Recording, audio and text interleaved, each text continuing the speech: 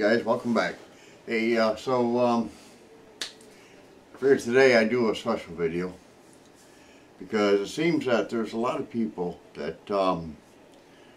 believe, first of all, today that Biden actually is your president number 46. I'll be honest with you, that is absolutely the biggest, falsest statement I've ever heard in my life. And let me explain to you why.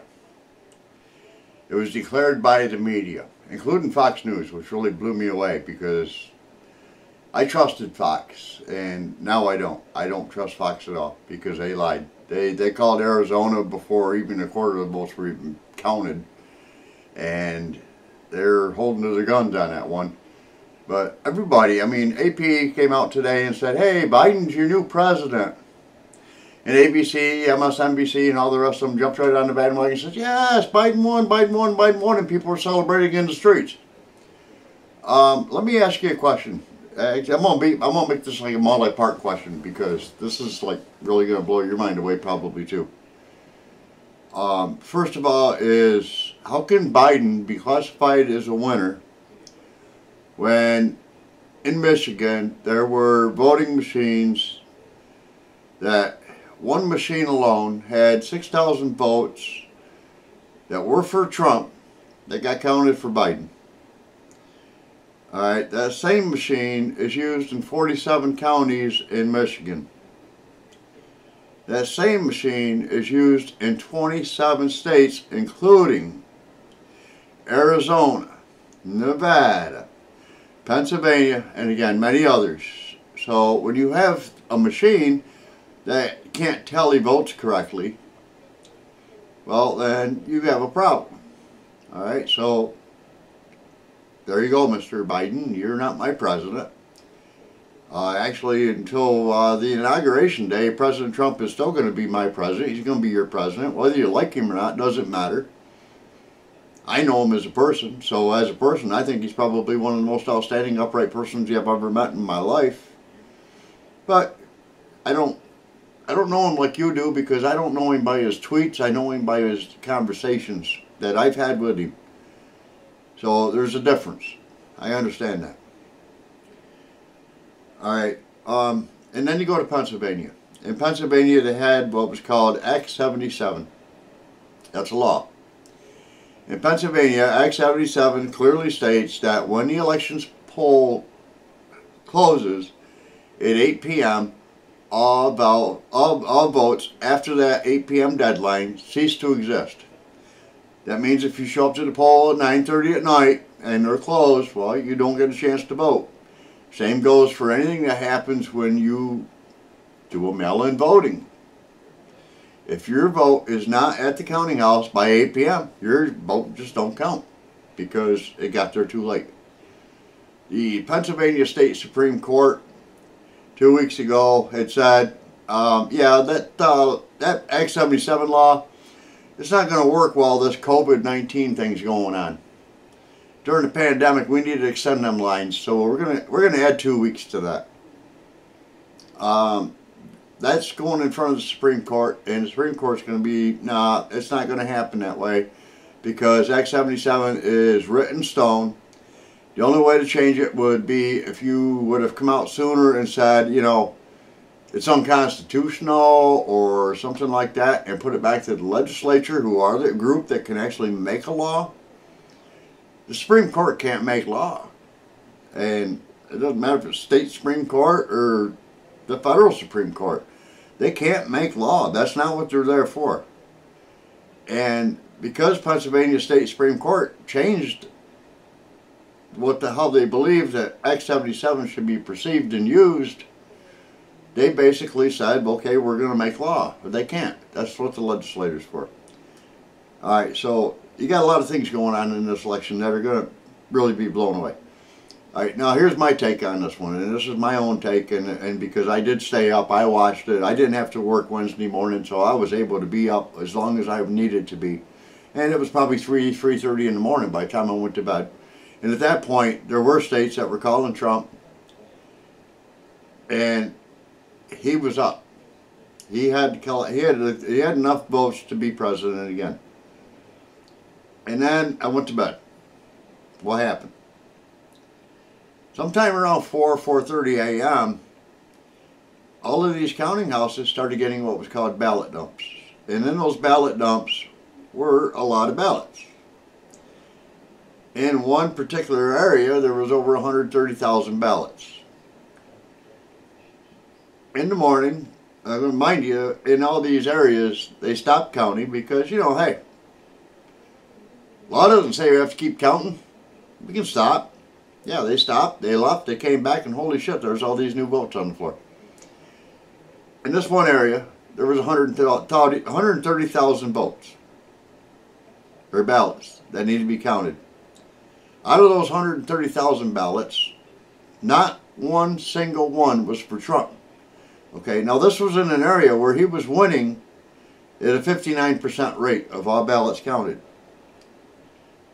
Now you got 130,000 of them, all strictly for Biden, none for Trump. Statistically, that's impossible. Alright, but that really wasn't the purpose of this video.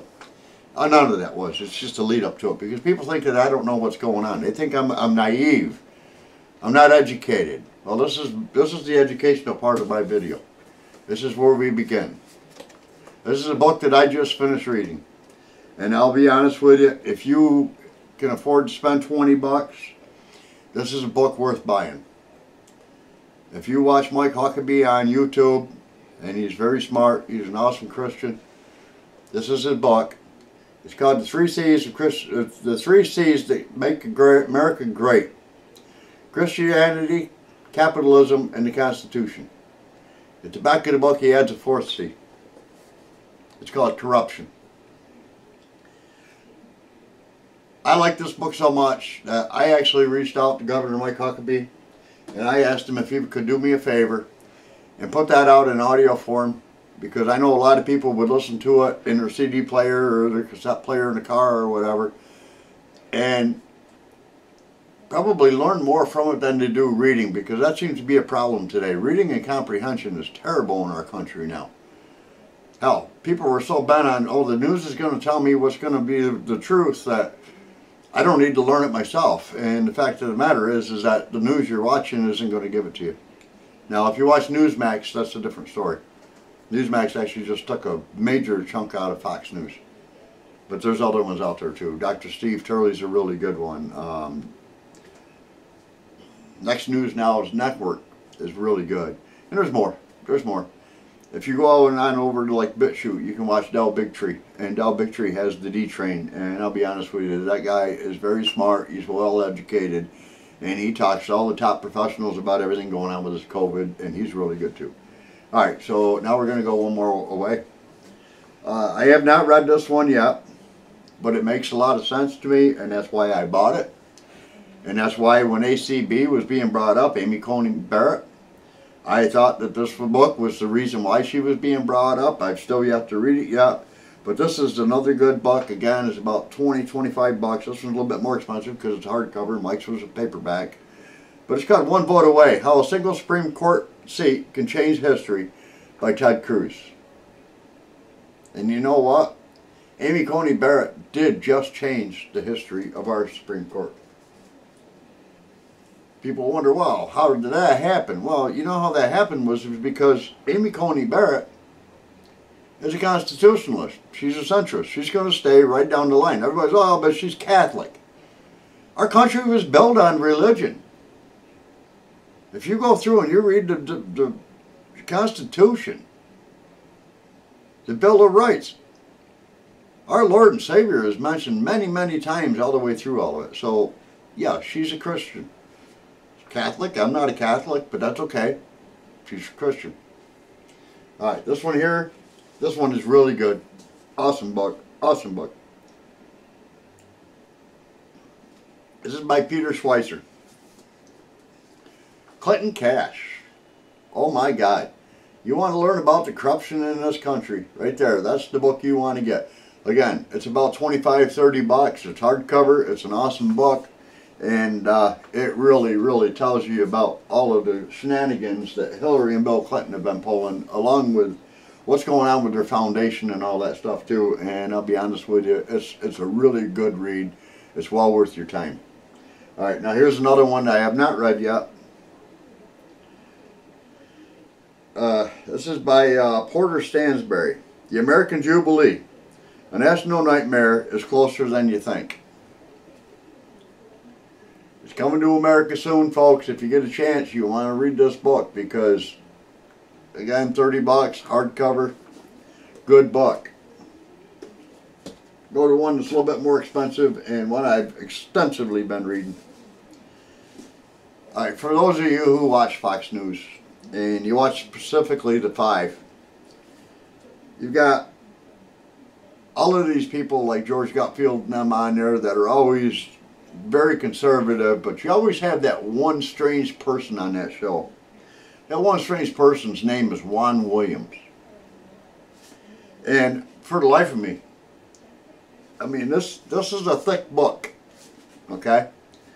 It's called We the People by Juan Williams. Okay? It's a thick book. This is like a $45 book. This book tells me that Juan Williams really understands his history really well, and he covers every individual part of our history. But when he's up there on the 5, he seems to be like, oh my God, I can't remember any of this stuff. But yet he wrote about it. You know how long it takes to write a book that thick? Holy crap. I can't imagine. Alright, on to the next. This one, not only have I read it, I shared it. Because this one is such an awesome, awesome book. This one's by Sidney Powell. It's titled License to Lie, Exposing Corruption in Our Justice Department. And I will tell you what, that book right there was about $45 because, again, it's a hardcover. It's a very, very thick book. But boy, I'll tell you what, you want to learn about our Department of Justice and how crooked they can be, this is a good book. It's a very good book. I really like it. Alright, now we're going to move on to another one I haven't read yet. This one was a $21 book because I bought it at Walmart. Donald Trump Jr. Triggered, How the Left Thrives on Hate and Wants to Silence Us. I have not read this book yet. I have every intention of reading it in the next few days. It's a very good book from what I've been told on all the reviews and stuff, and I'll be honest with you, I hope Don Jr. is going to be running for our president, maybe not this next term, but maybe the term after, because I don't think that the next term is going to be a good idea. I think he needs to let somebody else go in and be president for 4 years, and then decide at that point whether or not he wants to be the one to run, because that's kind of important. Hold on. That's a lot of talking. I got to have a sip of beer. Alright, now we'll continue on. This book here, oh my God, you want to talk about the funny anecdotes and everything that's going on. This is by Senator H.L. Richardson, retired. The title of the book is, and this is a really cheap one, I think I only paid like $10 for this one. What makes you think we read the bills? And you know what? They really don't read them. And again, if you don't believe me, watch Pelosi when they were talking about the Obamacare. We need to get this passed so we can read it and find out what's in it. Are you serious, Pelosi? Yeah, actually she was. She was very serious. But, okay, I digress. Alright, this is another one. It's good. It's not great. It was expensive. I'm halfway through it right now. This is by Michael Anton. It's called The Stakes. America is at the point of no return. And I'll be honest with you, the only reason why I'm only halfway through this is because it's really small print. It's very detailed. It's not exactly an exciting book. It's nothing like Mr. Huckabee's book was. It's nothing like some of these other ones that I've read where they keep you entertained, or they give you so much information so quick that you're like really into it. It kind of delves back into a long history and then it works its way slowly back forward to where we are today. But that's kind of the new style, I guess. And there will be a lot more added to this collection, and I'm sure I've got others that just, I don't know where I put them. I don't understand how people think that I don't understand what's going on in this country, how I don't keep up on what's going on in this country. I can almost guarantee you, every book that I just shared in this video hasn't been read by one single person that seems to think that I'm a fucking idiot. I'll guarantee it. And if they did read it, They probably didn't comprehend it. That's it. Have a good night.